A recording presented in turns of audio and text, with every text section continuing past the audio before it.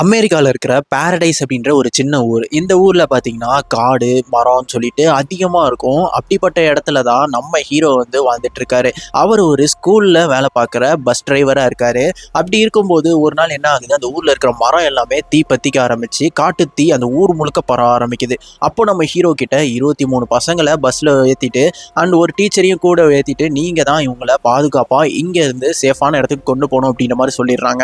So இதுக்கப்புறம் நம்ம hero அவங்க எல்லாரையுமே காப்பாத்தி அந்த தீயிலிருந்து அவரு காப்பாத்தி கொண்டு போனாரா இல்லையா அப்படின்ற ஒரு பரபரப்பான சர்வைவல் த்ரில்லர் கதையை சொல்லக்கூடிய படம் தான் 2025ல ரிலீஸ் ஆனால் தி லாஸ்ட் பஸ். இந்த படத்துடைய முழு கதையை இந்த வீடியோவில் பார்க்க போகிறோம். அதுக்கெல்லாம் முன்னாடி இந்த மாதிரி டிஃப்ரெண்ட்டான மூவிஸை பற்றி நீங்கள் தெரிஞ்சுக்கணும் அப்படின்னா இந்த வீடியோக்கு லைக் பண்ணிவிட்டு நம்ம சேனலை சப்ஸ்கிரைப் பண்ணிக்கோங்க. அப்போனா தான் நான் அடுத்தடுத்து போடக்கூடிய வீடியோஸ்லாம் உங்களை வந்து சேரும். வாங்க இப்போ கதைக்குள்ளே போகலாம். படத்துடைய ஸ்டார்டிங் சீனில் பாரடைஸ் அப்படின்ற ஒரு சின்ன ஊரை காமிக்கிறாங்க. இந்த ஊரை சுற்றியுமே 100 கிலோமீட்டருக்கு ஏகப்பட்ட மரங்கள், காடுகள் தான் இருக்குது. ஸோ அதுக்கு நடுவில் தான் இந்த சின்ன ஊரே இருக்குன்னே சொல்லலாம். இந்த ஊரில் தான் நம்ம ஹீரோவான கெவின் ஸ்கூலோடைய பஸ் டிரைவராக ஒர்க் பண்ணிட்டு இருக்காரு. காலையில் ஆனோடனே பசங்களை வந்து ஸ்கூலில் இறக்கி விட்டுட்டு அண்ட் ஈவினிங் வந்து பிக்கப் பண்ணி அவங்கவுங்க வீட்டில் விடுறதான் இவரோட வழக்கமான வேலையாகவே இருக்குது. ஸோ அப்படி தான் ஒரு நாள் அவரோட பஸ்ஸோடைய ட்ரிப்பை வந்து காலையில் முடிச்சுட்டு அவரோட சூப்பர்வைசர் கிட்ட இந்த மாதிரி ரிப்போர்ட் பண்ணுறதுக்காக போகிறாரு. அவங்க என்ன சொல்கிறாங்க, நீங்க இன்னும் 2 மணி நேரத்துல மறுபடியும் திரும்பி வர மாதிரி இருக்கும் அப்படின்ற மாதிரி சொல்றாங்க. அதுக்கு நம்ம ஹீரோ, இல்ல என் நாய்க்கு வேற உடம்பு சரியில்லை அண்ட் எங்கள் அம்மா வேறு வீட்டில் தனியாக இருக்காங்க, அவங்கள நான் பார்த்துக்கணும் அப்படின்ற மாதிரி சொல்லிட்டு இருக்கான். அதுக்கு அந்த சூப்பர்வைசரு, நீங்கள் பாருங்கள் இங்கே ஏகப்பட்ட சீனியர்ஸ் இருக்காங்க, ஆனால் அவங்க யாருமே எக்ஸ்ட்ராவாக ஒர்க் பண்ணுறதுக்கு முன் வரவே இல்லை, ஆனால் நீங்கள் தான் வந்திருக்கீங்க, ஸோ அதனால் டக்குன்னு வேலையை முடிச்சுட்டு வாங்க அப்படின்ற மாதிரி சொல்லி அனுப்பி விட்டுறாங்க. நம்ம ஹீரோவும் வீட்டுக்கு போகிறாரு. ஸோ நம்ம ஹீரோவுக்கு பார்த்தீங்கன்னா ஒரு பையன் வேறு இருக்கான். நம்ம ஹீரோட அப்பா இப்போ தான் ரீசெண்டாக இறந்து போயிருப்பாரு. அண்ட் இவருக்கும் இவரோட பையனுக்குமே ஆகவே ஆகாது. அவன் பார்த்தீங்கன்னா எப்போ பார்த்தாலும் உடம்பு சரியில்லைன்னு சொல்லி படுத்துப்பான். ஏன்டா இப்படி பண்ணுற அப்படின்ற மாதிரி இவர் போய் கேட்டால் அவன் வந்து சத்தமாக பாட்டு வச்சுட்டு மதிக்காம கேட்டுக்கிட்டு இருக்கான். ஸோ இப்படியே இவங்க 2 பேருக்கு இடையில ஒரு ஆகாத மாதிரியே போயிட்டு இருக்கு. அண்ட் நம்ம ஹீரோ வளர்க்குற டாகுக்கு கூட கேன்சர் இருக்குதான். ஸோ அதுக்கு ஒரு ஊசியை போட்டுட்டு நம்ம ஹீரோ அப்படியே வராரு. இப்போ அப்படியே அன்னைக்கு நைட்டு அந்த ஊரோடைய டாப் வியூவை வந்து காமிக்கிறாங்க. ஸோ நிறைய பலத்த காற்று அடிச்சுக்கிட்டு இருக்கு. ஸோ அடித்த காற்றுல பார்த்தீங்கன்னா அங்கே இருந்த ஒரு மின்கம்பம் வந்து வெடிச்சு அதில் இருக்கிற தீப்பொறி எல்லாமே பக்கத்தில் இருக்கிற மரங்களில் வந்து பரவ ஆரம்பிக்குது. ஸோ அது வந்து ஒரு பெரிய தீயாக பரவி அதாவது விடிய காலையில் அந்த ஊரில் வந்து காட்டு தீயாக பரவ ஆரம்பிக்குது. அப்படியே கட் பண்ணி இப்போ நம்ம ஹீரோவோட வீட்டில் காமிக்கிறாங்க. நம்ம ஹீரோவும் அவரோட ரெகுலர் ஷிஃப்ட்டை வந்து கன்டினியூ பண்ணுறதுக்காக வேலைக்கு வந்து பஸ் எடுத்துகிட்டு போகிறாரு. ஸோ போகும்போதே அவரோட சூப்பர்வைசர் வந்து சொல்லி தான் அனுப்புகிறாங்க, இந்த மாதிரி நீ வந்து உன்னோட ஷிஃப்ட்டை முடிச்சுட்டு டிஸ்பேச்சர்லேயே வந்து விட்டுரு, ஏன்னா வண்டியை வந்து நம்ம சர்வீஸ் பண்ணணும் அப்படின்ற மாதிரி சொல்கிறாங்க. சரி ஓகேன்ட்டு அவனு எடுத்துகிட்டு போயிடுறான். இப்போது அங்கே வேலை பார்க்குறவங்க இன்னொருத்தவங்க அந்த காட்டு தீ பரவுறதை பார்த்துடுறாங்க. ஸோ 911க்கு கால் பண்ணி இந்த மாதிரி காட்டு தீ பரவுது அப்படின்றது இன்ஃபார்ம் பண்ணிடுறாங்க. ஸோ அவங்களுமே வந்து சிசிடிவி கேமராவில் அந்த காட்டு தீ பரவுறதை வந்து பார்த்த உடனே ஃபயர் ஃபைட்டர்ஸுக்குலாம் கால் பண்ணி வர வச்சிடுறாங்க. ஸோ ஃபயர் ஃபைட்டர்ஸும் அங்கே வந்து பார்க்குறாங்க. ஸோ இதை பார்த்த உடனே இது இவ்வளோ பெருசாக பரவிட்டு இருக்கு, ஸோ இதுக்கு வந்து நமக்கு ஃபோர்ஸ் பத்தாது, இன்னும் நிறைய ஃபோர்ஸ் வேணும், அனுப்புங்க அப்படின்ற மாதிரி சொல்லி ஒரு பெரிய விஷயமா இது வந்து பரவ ஆரம்பிக்குது. ஸோ பயங்கரமான ஃபயர் ஃபைட்டர்ஸ் ஃபோர்ஸ் வந்து அங்கே இறங்க ஆரம்பிக்கிறாங்க. இப்போ அப்படியே நம்ம ஹீரோ காமிக்க அவரோட ஷிஃப்ட்டில், அதான் ஃபஸ்ட்டு ஷிஃப்ட்டில் வந்து பசங்க எல்லாத்தையுமே இறக்கி விட்டுறாரு ஸ்கூலில். ஸோ இறக்கி விட்டுட்டு இந்த மாதிரி இருக்கும்போது அவருக்கு ஒரு ஃபோன் கால் வருது அவங்க அம்மா கிட்ட இருந்து. இந்த மாதிரி உன் பையன் வந்து ரொம்பவே உடம்பு முடியாமல் இருக்கான், சீக்கிரமா அவனுக்கு வந்து மருந்து கொடுக்கணும் அப்படின்ற மாதிரிலாம் சொல்கிறாங்க. இவருமே வந்து சரி ஓகேன்ட்டு அவரோட சூப்பர்வைசருக்கு கால் பண்ணி இந்த மாதிரி நான் வீட்டுக்கு போனோம், பையன் உடம்பு முடியாமல் இருக்கான் அப்படின்ற மாதிரி சொல்ல, அதுக்கு அவங்க வந்து இன்னும் 1 மணி நேரம் உன்னோட ஷிஃப்ட் இருக்குது, ஸோ அதை முடிச்சுட்டு நீ உன் பையனை பார்த்துக்கோ அப்படின்ற மாதிரி சொல்லிடுறாங்க. ஸோ நம்ம ஹீரோவுக்கு என்ன பண்ணுறதுனே தெரியல. அங்கேருந்து வண்டி எடுத்துட்டு அப்படியே பக்கத்தில் ஒரு மெடிக்கல் இருக்கும், அங்கே போய் மருந்து வாங்குறாரு. ஸோ இப்போ வந்து அந்த ஊரில் நிலைமை வந்து ரொம்பவே மோசமாக போயிட்டு இருக்கு. தீ வந்து காட்டு தீ வந்து ரொம்பவே பரவ ஆரம்பிச்சிருச்சு. நம்ம ஹீரோவும் ஆனால் அவன் பையனை பார்க்கணும் அப்படின்ற வேகத்தில் போயிட்டு இருக்காரு. அப்போ அவரோட எக்ஸ் ஒய்ஃப் கிட்ட இருந்து ஒரு கால் வருது. இதுதான் உன் பையனை பார்த்துக்கிற லட்சணமா, நானே நம்ம பையனை கூப்பிட்டு போயிடுறேன், உன்கிட்ட வளர்ந்தானா அவன் ஒழுங்காவே இருக்க மாட்டான் அப்படின்ற மாதிரி சொல்லி திட்டுறாங்க. நம்ம ஹீரோவுக்கும் என்ன பண்ணுறதுனே தெரியல. அவன் பையனுக்கே வந்து டேரெக்டாக வாய்ஸ் மெசேஜ் போட்டு விடுறாரு, இங்கே பாரு நேற்று நான் திட்டினதெல்லாம் என்னை மன்னிச்சுக்கோ, நான் தெரியாமல் பண்ணிட்டேன், நீ இன்னும் கொஞ்ச நேரம் வெயிட் பண்ணு, 1 மணி நேரம் வெயிட் பண்ணு, நான் அப்பா எப்படியாவது வந்துடுவேன், மருந்து வாங்கிட்டேன் அப்படின்ற மாதிரி சொல்லிட்டு இருக்காரு. இப்போ அப்படியே அந்த பாதிக்கப்பட்ட நிலத்தை காமிக்கிறாங்க.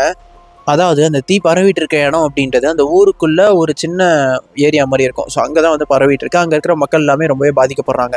ஸோ அந்த இடத்துல வந்து ஃபயர் ஃபைட்டரில் ஒரு ஆள் இருப்பார். ஸோ அவர் வந்து இந்த மாதிரி போலீஸ்க்கு கால் பண்ணி இங்கே ரொம்ப நிலமை மீறி போயிடுச்சு, எப்படியாவது வந்து காப்பாற்றுங்க அப்படின்ற மாதிரிலாம் சொல்லிட்டு இருக்காங்க. அண்ட் அந்த தீ பரவுதில் அது பக்கத்துலேயே வந்து பார்த்தீங்கன்னா ஒரு ஸ்கூலுமே இருக்குது.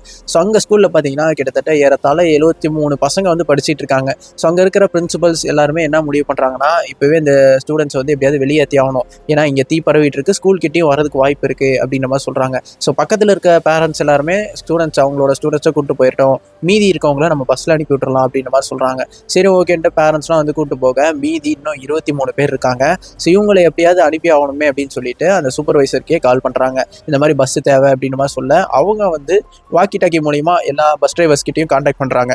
இந்த மாதிரி யார் அவைலபிளாக இருக்கீங்க, சீக்கிரம் வாங்க, பசங்களை காப்பாற்றணும் அப்படின்ற மாதிரி சொல்ல எல்லாருமே அவங்கவுங்க ரூட்டில் இந்த மாதிரி நாங்கள் கூப்பிட்டு போயிட்டுருக்கோம், ட்ரிப்பில் இருக்கோம் அப்படின்ற மாதிரி சொல்லிடுறாங்க. நம்ம ஹீரோவுக்கு மட்டும் இவங்களும் நம்ம பையன் மாதிரி தானே, ஸோ அவங்க அப்பா அம்மா எவ்வளோ கஷ்டப்படுவாங்க இந்த மாதிரி நிலமையில மாட்டிக்கிட்டா, ஸோ நான் போகிறேன் அப்படின்னு சொல்லிட்டு அவர் வந்து பஸ்ஸை அந்த ஸ்கூல் கிட்ட கொண்டு போகிறாரு. அங்கே ஸ்கூலில் பார்த்தீங்கன்னா பசங்க எல்லாரையுமே ஆர்கனைஸ் பண்ணி மேரி அப்படின்ற டீச்சர் வந்து ரொம்பவே பயப்படாத மாதிரி பார்த்துட்டு இருக்காங்க.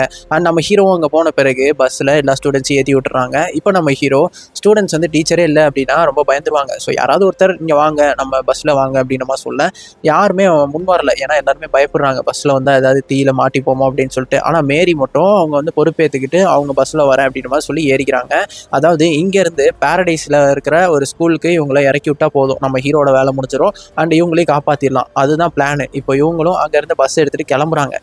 அப்படியே இப்போ அந்த ஃபயர் ஃபைட்டரோட கேப்டன் ஒருத்தர் இருப்பார். ஸோ அவர் பார்த்தீங்கன்னா அது இபியோட கேப்டன் கிட்ட போயிட்டு, இந்த மாதிரி நீங்கள் இன்னும் ஊரில் கரண்ட்டை வந்து கட் பண்ணாமல் இருக்கீங்க, ஸோ 7000-லேருந்து 8000 மக்கள் வந்து அங்கே மாட்டிகிட்டு இருக்காங்க, சீக்கிரமாக கரண்ட்டை கட் பண்ணுங்க, இல்லைனா நிலம கையை மீறி போயிடும் அப்படின்ற மாதிரி சொல்லிட்டு இருக்கேன். அப்படியே அடுத்த சீனில் நம்ம ஹீரோவை காமிக்கிறாங்க. அவருக்கு இப்போதான் நிலைமையே புரிய ஆரம்பிக்குது. ஊருக்குள்ள பெரிய தீ வந்துட்டு இருக்கு அப்படின்றது அவன் கண்ணு முன்னாடியே பார்க்க முடியுது. ஏன்னா சைட்ல இருந்து எல்லா தீயும் முன்னாடி பக்கம் வந்துகிட்டே இருக்கு. அப்பதான் அவனுக்கு சீரியஸ்னஸே புரியுது.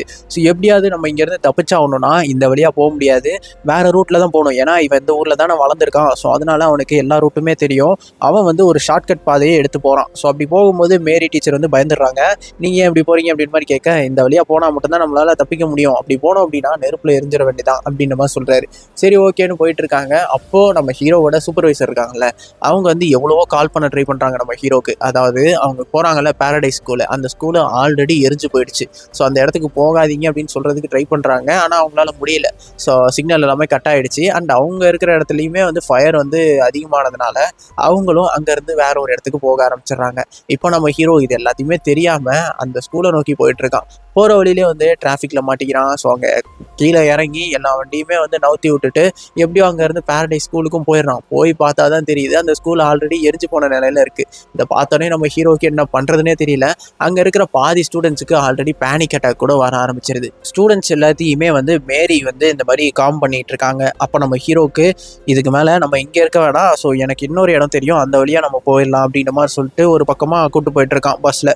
அப்படி போயிட்டே இருக்காங்க. போகிற வழியில் வந்து தீ வந்து பரவிக்கிட்டே தான் இருக்குது. அண்ட் நிறைய மக்கள் வந்து எங்களையும் பஸ்ஸில் ஏற்றிக்கோங்க அப்படின்ற மாதிரி பஸ்ஸை பிடிச்சி உடைக்க ஆரம்பிக்கிறாங்க. நீங்கள் கீழே இறங்குங்க அப்படின்ற மாதிரி கத்துறாங்க. ஆனால் இவன் நம்ம ஹீரோ வந்து அது எல்லாத்தையுமே சமாளித்து பஸ்ஸை வந்து சேஃபாக கொண்டு போயிட்டுருக்கான். போகிற வழியில் பார்த்தீங்கன்னா ஸ்டூடெண்ட்ஸுக்கு தண்ணி தாகம் எடுக்குது, பசிக்குது அப்படின்ற மாதிரிலாம் கத்த ஆரம்பிக்கிறாங்க. நம்ம ஹீரோவும் வேறு வழி இல்லாமல் பஸ்ஸை நிப்பாட்டிட்டு மேரி என்ன பண்ணுறாங்க, பக்கத்தில் ஏதாவது தண்ணி கிடைக்குதான்னு சொல்லி தேட போகிறாங்க. அண்ட் அங்கே இருக்கிற ஆல்ரெடி பீப்புள்ஸ் எல்லாருமே தண்ணிக்காக தான் அலைஞ்சிட்டு இருக்காங்க. ஸோ இவங்களுமே ஒரு வீட்டில் போய் தண்ணி எடுத்துகிட்டு வராங்க. ஆனால் வர வழியிலே பார்த்தீங்கன்னா ஏகப்பட்ட எக்ஸ்ப்ளோஷன்ஸ் நடக்க ஆரம்பிக்குது. ஸ்டூடெண்ட்ஸ் எல்லாருமே மேரி டீச்சர் அப்படின்ற மாதிரி கத்துறாங்க. அவங்க அவ்வளோதான் எக்ஸ்ப்ளோஷனில் மாட்டிக்கிட்டாங்க போல அப்படின்ற மாதிரி நினச்சிட்டு இருக்கும்போது எப்படியோ தண்ணியோட அந்த பஸ்க்குள்ளே வந்துடுறாங்க. ஸோ பசங்களுக்கும் தண்ணியை கொடுத்துட்டு அங்கேருந்து பஸ் எடுத்துகிட்டு இப்போ கிளம்புறாங்க. அப்படியே அடுத்த சீனில் இந்த பஸ்ஸில் இருக்க ஸ்டூடெண்ட்ஸோட பேரண்ட்ஸ் எல்லாரையுமே ஒரு இடத்துல வர வச்சுருப்பாங்க. அந்த இடத்துல தான் நம்ம ஹீரோவோட சூப்பர்வைசரும் இருப்பாங்க. ஸோ அவங்க கிட்ட பசங்க எங்கே, அவங்களுக்கு என்ன ஆச்சு அப்படின்ற மாதிரி கேட்க, அவங்க வந்து பசங்க எல்லாருமே பஸ்ஸில் சேஃபாக தான் இருக்காங்க, ரேடியோ கம்யூனிகேஷன் மட்டும் கட் ஆனதுனால அவங்க கிட்ட கான்டாக்ட் பண்ண முடியல, பட் அவங்க கூட டிரைவர் இருக்காரு அண்ட் மேரி டீச்சரும் இருக்காங்க, எப்படியோ அவங்கள வந்து காப்பாற்றி கூப்பிட்டு வந்துருவாங்க அப்படின்ற மாதிரி சொல்லி சமாதானப்படுத்திட்டு இருக்காங்க. இப்போ நம்ம ஹீரோ காமிக்கிறாங்க. கெவின் என்ன பண்ணுறாரு, அந்த பஸ் எடுத்துகிட்டு ஒரு பக்கமாக போயிட்டுருக்காரு.